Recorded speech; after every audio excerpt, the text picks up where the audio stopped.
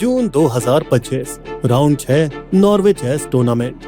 शतरंज की दुनिया में ऐसा पहले कभी नहीं हुआ था जब मैग्नस कार्लसन दुनिया के नंबर 1 खिलाड़ी गुस्से में बौखलाए हुए थे, इतने कि जोर से हाथ टेबल पे दे मारा जिससे सारी मोहरें हवा में उड़ गईं और इस धमाकेदार सीन पर रील्स की भरमार आ गई। पिछले 2 घंटे से बोर्ड पर उन दोनों की फौजों के बीच जमकर युद्ध चल रहा था। शतरंज का सम्राट इस बार मुश्किलों में था क्योंकि सामने था भारत का 19 साल का उभरता सितारा डी गुकेश। एक ऐसा मुकाबला जहां शान दांव पर थी। दरअसल अभी कुछ महीने पहले ही दिसंबर 2024 में गुकेश ने इतिहास रचा था, सबसे कम उम्र में वर्ल्ड चेस चैंपियन बनके। और आज भी गुकेश की व्हाइट आर्मी पूरी तैयारी के साथ मैदान में उतरी थी। आक्रामक शुरुआत के राजा के आगे वाले प्यादे से उसने राजा के बॉडीगार्ड को ही जंग में सबसे पहले लड़ने के लिए भेज दिया, तो 34 साल के नॉर्वेजियन चैंपियन ने भी उसी अंदाज में जवाब दिया। पहले 20 चालों तक गेम एक धीमी आग की तरह जलता रहा। गुकेश भी सोच समझकर आगे बढ़ रहे थे। सामने कार्लसन शतरंज के शातिर खिलाड़ी भी रोबोट जैसी सटीकता से उनकी चालों का जवाब दे रहे थे। लेकिन फिर 22वीं चाल से इतने बड़े मुकाबले में हमारे गुकेश को थोड़ी घबराहट हो गई और उन्होंने सहमी हुई डिफेंसिव चालें चलना शुरू कर दी। वे अपने ऊंट को मजबूत जगह से कमजोर पोजीशन में ले गए, बाकी फौज से दूर। फिर पता नहीं क्यों उन्होंने अपनी रानी को भी, जो कि जनरल होती है, फौज से थोड़ा दूर हटा दिया, एक ऐसी जगह जहां से वो पूरी आर्मी के साथ कोऑर्डिनेट ही नहीं कर पा रही थी। लेकिन 24वीं चाल में गुकेश ने समझदारी दिखाई और अपने किंग को सुरक्षित जगह पर पहुंचाया, एक तरह से कह सकते हैं बंकर में छुपा दिया। अब 25वें मूव में गुकेश ने अपनी रानी को जंग की चाल के कोनों में अटैक के लिए भेज दिया, लेकिन इससे उसकी फौज के राजा दुश्मन के हमले के सामने अकेले पड़ गए। इस सब ने सम्राट कार्लसन को वो मौका दे दिया जिसकी उन्हें तलाश थी। उनके मौर्य अब खतरनाक पोजीशन में आ गए थे। उनके घोड़े और ऊंट सेंटर पर कब्जा जमाए हुए थे, जैसे शिकार करने से पहले अपनी जीभ चाट रहे हो। और उसके हाथी भी एकदम परफेक्ट जगह पे खड़े थे, जहां से वे सीधे गुकेश के राजा पर निशाना साध सकते थे। कंप्यूटर इंजन ने भी कार्लसन की चालों को 98.7% परफेक्ट बताया था। वो भी अपनी लगभग परफेक्ट परफॉर्मेंस पर मुस्कुरा रहे थे। लेकिन तभी गुकेश, जो दबाव में था, शायद अंदर ही अंदर अपनी बचपन की यादों में खो गया था। उसके पापा एक ENT सर्जन थे और मम्मी माइक्रोबायोलॉजिस्ट, यानी उनकी ना कोई शतरंज की विरासत थी, ना ही खेल से कोई नाता था। पर जब एक बार स्कूल के कोच ने उनके पिता से कहा, आपके बेटे में टॉप लेवल का खिलाड़ी बनने की काबिलियत है, बस फिर क्या था, पिता ने हिम्मत दिखाई और अपनी मेडिकल प्रैक्टिस को छोड़ के अपने बेटे पर दांव खेला। और उन्होंने 4th क्लास के बाद ही गुकेश की फॉर्मल स्कूलिंग छुड़वा दी और किताबों को छोड़कर शतरंज की पढ़ाई शुरू करवा दी और अपना घर एक शतरंज की लैब बना डाला, जहां रात के खाने की बातचीत स्कूल की गॉसिप की बजाय शतरंज के दांव पेज पर होती थी। ऐसे गुकेश के पापा उसके बन गए फुल टाइम साथी और फिर ऐसे दोनों ने साथ मिलकर दुनिया भर के टूर्नामेंट्स में भाग लिया, वो भी बेहद टाइट बजट में। चलिए अब थोड़ा वापस आते हैं कुछ दिन पहले की बात पर, जब इस टूर्नामेंट की शुरुआत में चैंपियन कार्लसन पहले ही राउंड में गुकेश को हरा चुके थे और फिर उन्होंने तंज कसते हुए सोशल मीडिया पर ये पोस्ट डाला,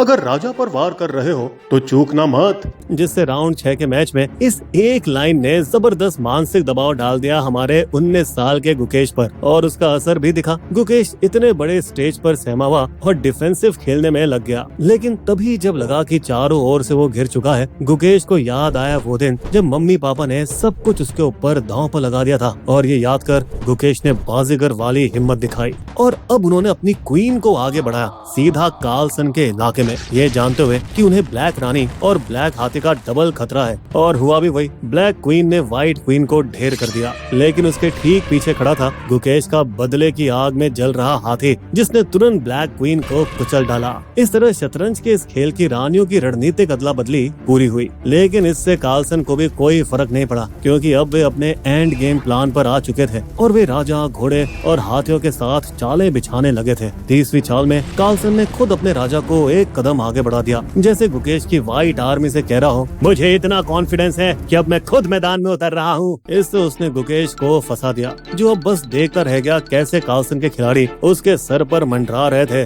मूव 31 से लेके 38 तक कार्लसन के मोहरे जैसे किसी ऑर्केस्ट्रा की तरह साथ चलने लगे। हाथियों ने सबसे अहम लाइनों पर कंट्रोल कर लिया, घोड़े सेंटर में ताकतवर पोजीशन पर पहुंच गए। प्यादे एक एक कदम सोच समझकर बढ़ रहे थे ताकि खतरा पैदा कर सके, और सारे एक के बाद एक गुकेश के वाइट प्यादों पर बरस पड़े। मूव 39 से कार्लसन ने सारी सेफ्टी ब्रेक हटा दिए, राजा को और आगे खिसका दिया, जिससे थोड़ा खतरा तो बढ़ा मगर जीत के चांसेस भी बढ़ गए। पर दोस्तों अब यहाँ खेल मजेदार होने वाला था, क्योंकि अब घड़ी टाइम बम की तरह टिक टिक टिक चलने वाली थी।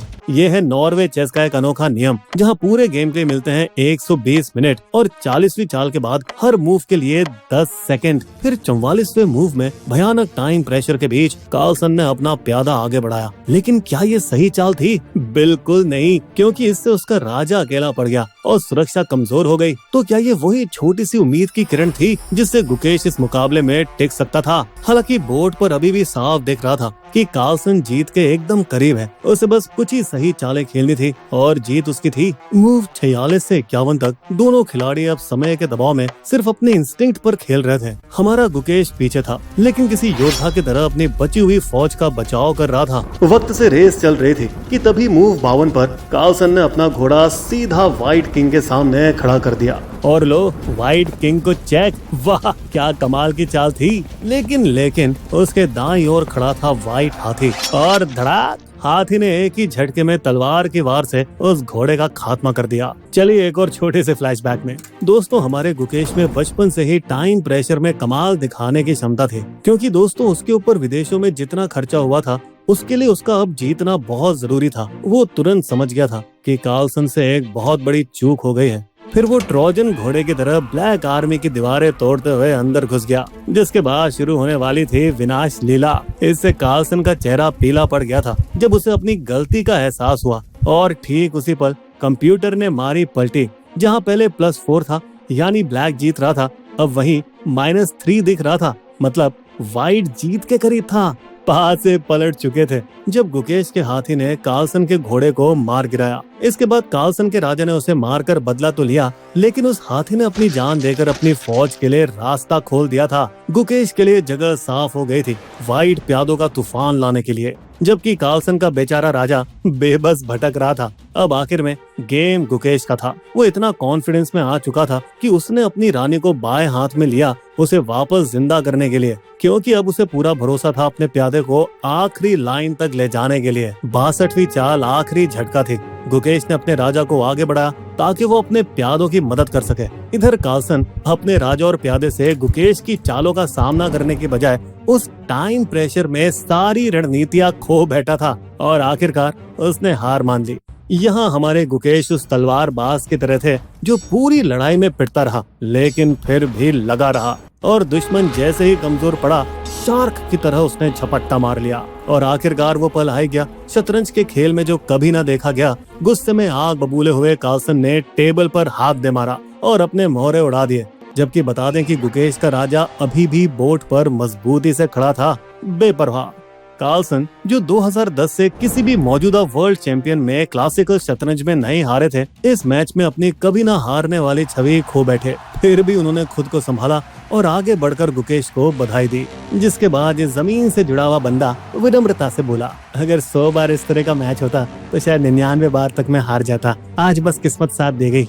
बिस्बो की शायरी। जोर शोर से चल रही थी शतरंजी चाल, राजा रानी प्यादे हाथी ठोक रहे थे ताल। अति विश्वास में रहा कार्लसन, गुकेश ने पलटी जंग। इस युवा के खेल से शतरंज भी थी दंग। हमारे वीडियो कंटेंट के सोर्सेस आपको डिस्क्रिप्शन में मिल जाएंगे।